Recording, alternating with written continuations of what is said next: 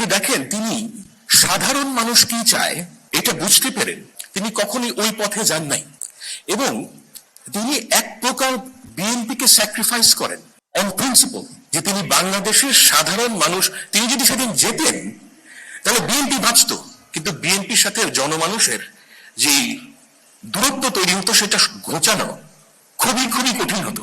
খেয়াল করেন যে 20 বছর পর বিএনপি এত অত্যাচারের পর কিন্তু টিকে আছে, এই দেশের মানুষের ভালোবাসা পেয়ে টিকে আছে।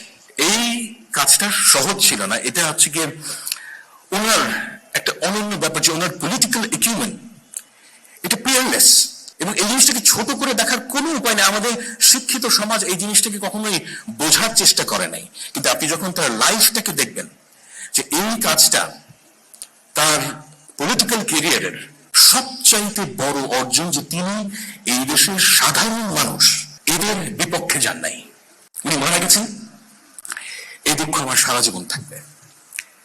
এরকম জায়গায় অনেকে কবিতা বলেন, আমার জন এলিয়ার একটা কবিতা শের আমার মনে পড়ে, মনে হয় এখানে বলা যায়,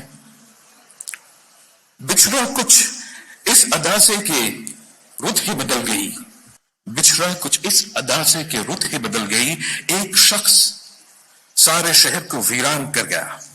সে এমন ভাবে চলে গেল যে ঋতুই বদলে গেল, একজন মানুষ পুরা শহরটাকে বিরান করে চলে গেল। আপনারা সবাই বেগম জিয়ার জন্য দোয়া করবেন।